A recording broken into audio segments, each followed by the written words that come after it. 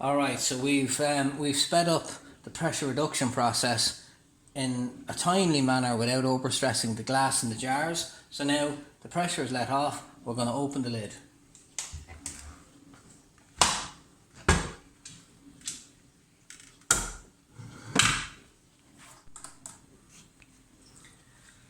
Okay guys, let's do the quick finger test.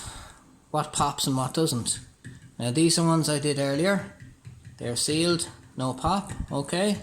Now these are the ones we've just taken out. Did you hear that? There's no vacuum inside of there. Same as that, no vacuum. Oh shit, burnt the finger off me. Look at that one there now that's boiling. You see that? That lid is sucked down. That boiling inside the jar is a good indication that you have a vacuum inside there because it's boiling at a lower temperature, which means that you have a vacuum. As I was saying, the lower the pressure, the lower the atmospheric pressure inside of there, the easier it is to boil stuff. The higher the atmospheric pressure in there, the harder it is to boil, okay? So that boiling is a good indication that you have a vacuum inside the jar. Right guys, like I said, I can't state this enough. You have to know your specifics. This is advanced level canning here, alright? Now, out of the 5 jars that we have put through the pressure canner for the required period of time, which for one reason or another have not sealed, only one of them out of the 5 has sealed, okay? So now we take our submersible thermometer, turn it on, and what we're looking for here is to make sure that the temperature of the contents is above the level where bacteria is killed, okay? So now we open one up, put it in,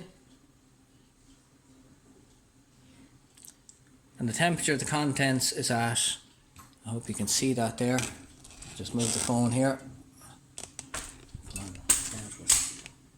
okay. The temperature of the contents is at 91 degrees, alright? 90, I should have turned on the light before I did this. The temperature of the contents is at 94, 95-ish degrees, okay? Just give me a second here now and I'll reset this epoxy fucking tripod. Okay, so we know that the temperature of the contents of the jar are well above the stage of any bacterial growth, meaning that botulism is not going to be an issue, okay? Okay guys, so we're moving on to jar number 2, and again, you won't see this from the one-trick ponies who've read a book and are following the rules, okay? Again, we've checked our temperatures inside the jar. We know that the temperatures are above 90 degrees, above the survival rate of any bacteria, okay? So now we're going to force vacuum the jar using the brake bleed plump, the appropriate cap, and the proper lid, which for one reason or another has not worked inside in the pressure canner, okay? So now we're going to force the vacuum on it, okay?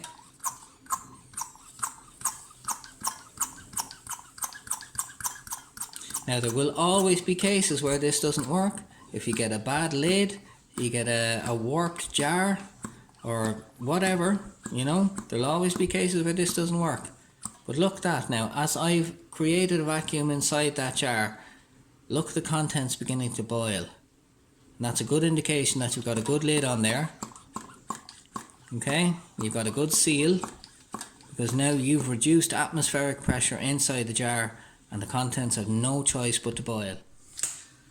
Right, so lads, you can now see that all 4 that didn't seal up during the normal pre-prescribed canning process, okay, are now fully sealed, and this is the last one I did here, and you can still see it bubbling away because the atmospheric pressure inside the jar has been reduced. So guys, like I said earlier on, do not attempt this if you are not familiar with what you're dealing with, okay? You have to have a good understanding of pressures and temperatures, alright? And a good understanding of the canning process and how it works. Not just some one-trick pony shit of what you read from a book, okay? This is kind of serious, because if you leave that sitting on a shelf for a year and it's not done properly, you will poison your family. Alright, there's no messing about it, okay? So learn about temperatures and pressures and vacuum and boiling points and all that kind of stuff, and then you might understand this, okay? The equipment that was used here today are these little caps here, which are meant to fit different size canning lids, okay? This is for your standard size canning lid, and the one over here then, oh jeez, where's the levers? Oh, here it is. The one over here then is for the extra wide canning jars, okay? You can buy them, it's about 25 quid for a set, alright? And then this fella here is actually a mechanical part. This is from a brake bleeding kit.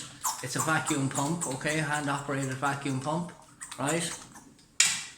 With a gauge on it, and you can set up the vacuum yourself. And if you've been successful, you know, if you've got a good lid on there and you've got your cap fitted properly, once you start pumping that, you'll see the liquid boiling inside once you create a vacuum, which means that you're dropping the atmospheric pressure inside the jar and the lid is sealing properly, and you know, you'll know you're good after that.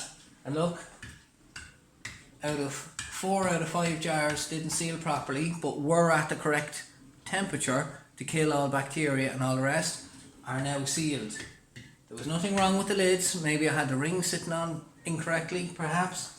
So now I've got 4, 5, 6, 7, 8, 9, 10 jars, and I don't have to waste the electricity doing a second canning run or third canning run to try and figure out what was wrong with them.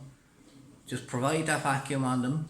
The vacuum pump kit I think was about another 25 quid as well, and all your jars are sealed up again, okay? So like I said guys, this is no one trick pony shit. I don't pose myself off as a canning expert, but this is kind of the kind of stuff, this is the kind of level you need to be operating at, lads, okay? I know most amateurs won't be operating at this level, but if you're going to teach people, this is the level you need to be operating at. You need to have that in-depth understanding, okay? Not just regurgitating shit from a book, okay? All the best, lads. I hope this helps you out.